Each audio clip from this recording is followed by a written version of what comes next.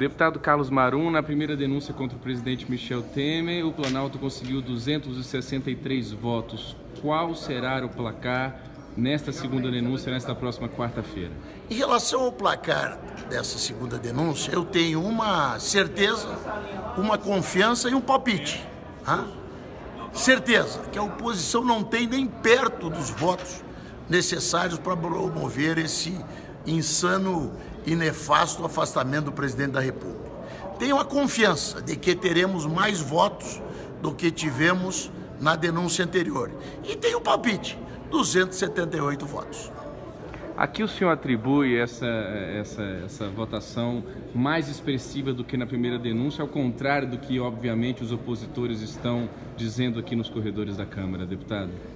Bom, se é uma coisa que não tem correlação nenhuma com a verdade, é o que diz a oposição. Até porque eu não consigo lembrar de alguma derrota que nós tenhamos tido. Não consigo lembrar de uma vitória da oposição desde que nós chegamos e que o presidente Temer chegou ao governo. Mas vamos aos motivos. Primeiro, a denúncia é mais frágil.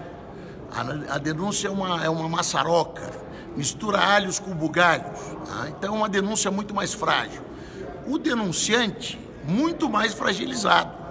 Da primeira para a segunda denúncia, essa atrapalhada do senhor Janot, nessa situação aí dessa delação da JBS. Tanto é que os delatores já estão presos. Então essa atrapalhada já se revelou. Hoje o que se questiona são os motivos. Hoje é o contrário, são questionados os motivos do Dr. Janot para causar uma confusão tão grande como essa no país, em cima de uma situação de evidente controvérsia. Então, denúncia mais frágil, denunciante mais frágil e a economia mais fortalecida. Entre a primeira e a segunda denúncia, os índices econômicos demonstram que nós estamos no caminho certo. Então, para mim, a soma desses três fatores fará com que nós teremos agora mais votos do que tivemos na primeira oportunidade. A oposição está falando, deputado, que nas chamadas bases nos estados, os deputados estão sendo pressionados a votarem contra o presidente Michel Temer. Se por acaso a oposição estiver certa desta vez, qual será o impacto do fortalecimento da base de Michel Temer no dia seguinte à apreciação dessa segunda denúncia? Olha, eu recebi tantos pedidos para votar contra o presidente Michel Temer nessa ocasião, quanto o número de adesivos fora Temer, você vai encontrar nos primeiros 15 minutos que circular em Brasília, depois de que daqui saíres. Nenhum. Você anda por aí, não vê nenhum, não existe pressão nenhuma. Eu ando por tudo que lugar, não consegui ver até agora um único adesivo de fora Temer. Quando derrubamos da deposição da presidente Dilma, existia um movimento de comoção popular, hoje não existe. Tanto que você não vai ver nenhum. Como você não vai ver nenhum, eu te digo, não tive nenhuma solicitação nesse sentido. Ao contrário, fui muito parabenizado nas minhas bases e estou sendo pela atitude firme que estou tendo nesse caso. Repito, afastar o presidente Temer agora é coisa de uma absoluta insanidade. E é isso que nós estamos vendo nas opiniões dos parlamentares que estão retornando para Brasília. Isso faz com que a gente tenha uma confiança nessa vitória maior do que nós tivemos na votação passada. Deputado, seu codinome quase virou já o grande líder da tropa de choque do Temer, assim também se dizia muito na época de Eduardo Cunha. Sim. O senhor se incomoda com essas avaliações que fazem do senhor em relação à amizade, digamos assim, com o Eduardo Cunha, com Michel Temer, mais do que amizade, uma fidelidade? Deixa eu dizer para ti, em relação ao Eduardo Cunha, aparece uma fidelidade minha.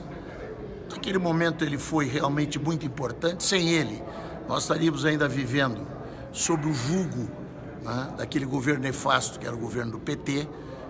E eu prefiro aparecer na lista de pessoas fiéis do que nas listas de delatados.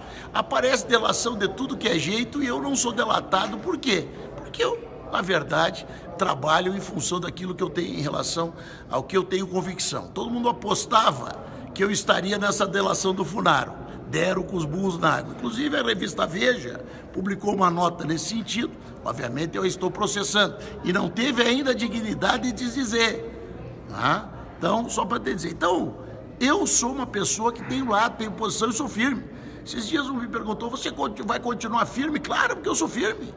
Claro que onde eu estiver, no que eu acredito, eu estarei lutando com firmeza. Assim foi pela reforma da Previdência, foi pela permanência do Cunha para que ele derrubasse a Dilma, vai ser pelo Temer e vai ser em relação àquilo que eu acredito que seja melhor para o Brasil. Para finalizar, deputado, hoje pela manhã, numa palestra em Belo Horizonte, o ex-procurador-geral da República, Rodrigo Janot, disse que a única solução para a política é a própria política. Cogita-se, inclusive, uma eventual candidatura, que obviamente ele ainda nega, em Minas Gerais. Eu sei que o senhor não vota em Minas Gerais, mas o senhor votaria em Rodrigo Janot, deputado Carlos Marum? Olha, eu não votaria em Rodrigo Janot.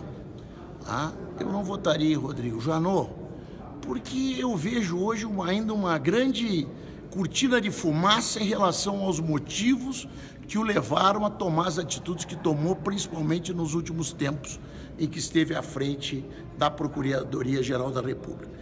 Sou o relator da CPI da JBS. Se ao final restar provado que tudo isso foi simplesmente coincidência, eu talvez até possa dizer que mordi a língua, que eu estava errado. Mas, da mesma forma que acredito que o Janot não votaria em mim, pode ter certeza que eu não concederia a ele o meu voto. Até para o Moro poderia conceder, mas para o doutor Rodrigo Janot, não.